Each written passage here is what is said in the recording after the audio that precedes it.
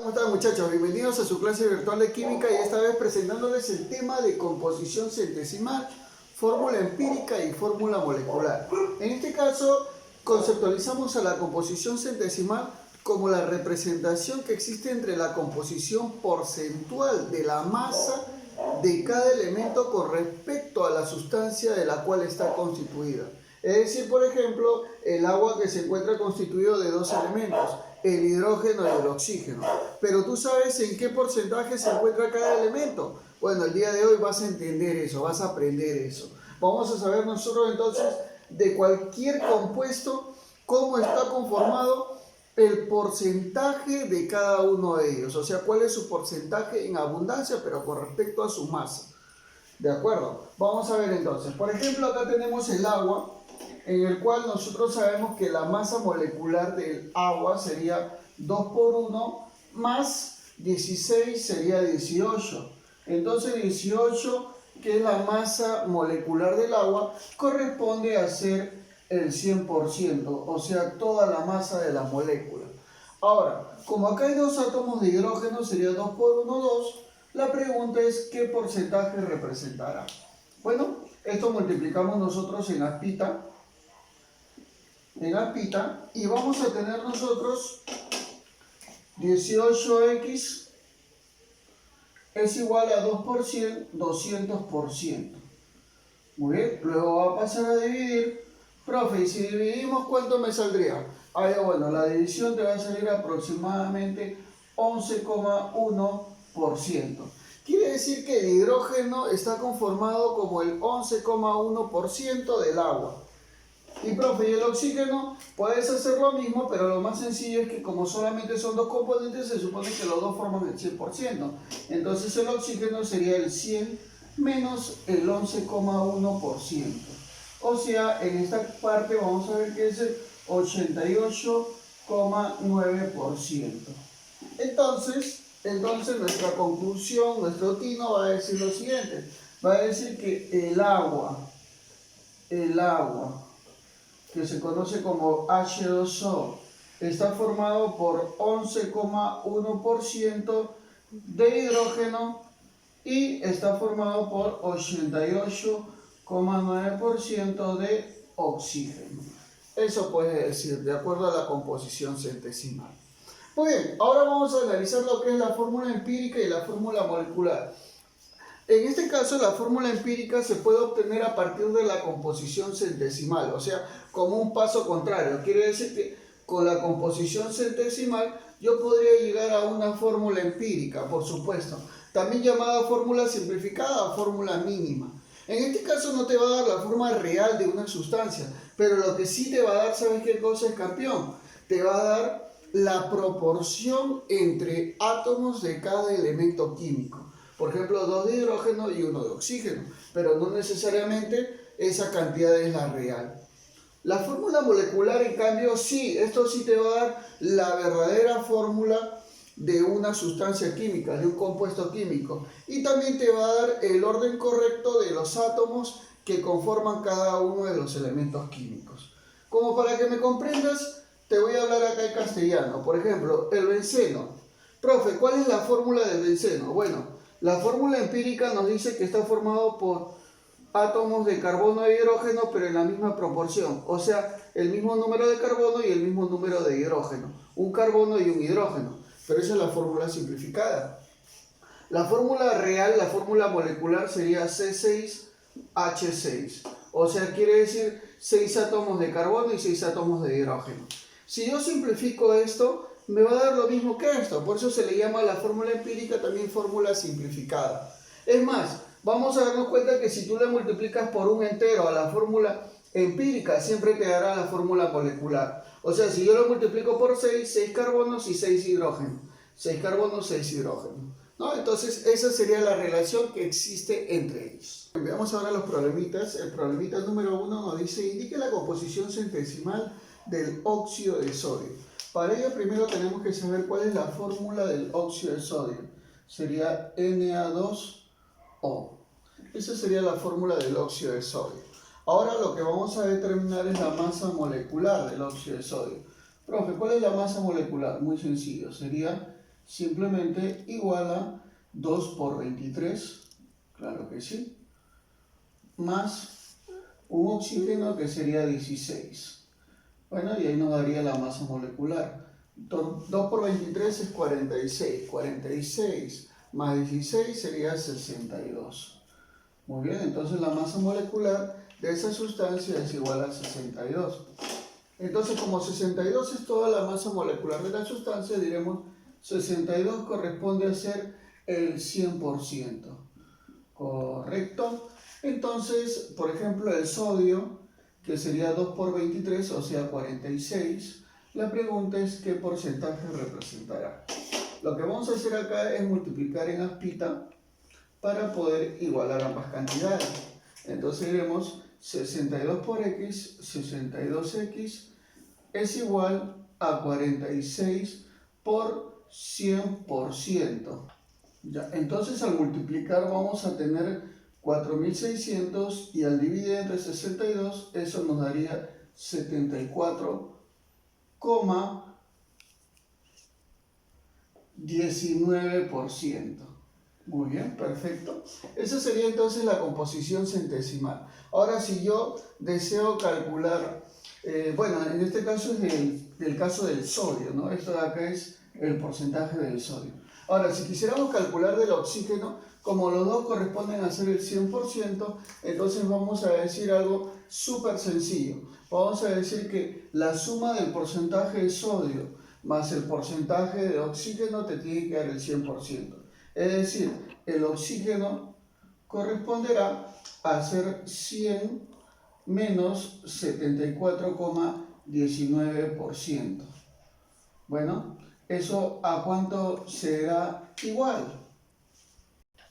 Ya, y eso nos daría 25,81%. Y eso sería el porcentaje de oxígeno. Entonces diremos nosotros, la composición centesimal del óxido de sodio va a ser igual a 74,19% de sodio con 25,81% de oxígeno. Y esa sería la respuesta de nuestro problemita. Claro que sí, la composición centesimal de cada uno de ellos. Muy bien. Ahora vamos a ver el ejercicio número 2, en el cual nos dice, hay el porcentaje de agua del sulfato de calcio decahidratado. Bueno, el compuesto sulfato de calcio decahidratado vendría a ser de esta manera, sería CaSO4.10H2O. Este es el sulfato de calcio y al decirte deca significa 10, hidratado agua. Y te está pidiendo qué porcentaje de agua tendrá.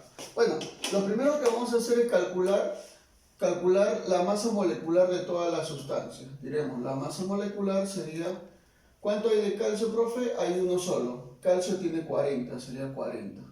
Más un azufre que sería 32. Más oxígeno sería 16 por 4, 64. Muy bien. Más sería 10 por 2. Bueno, acá es 2 por 1, 2. Por 10 sería 20. Más, y luego acá el oxígeno uno solo es 16. 16 por 10, 160. Ya, muy bien. Entonces tenemos que la masa molecular sería 316. Perfecto.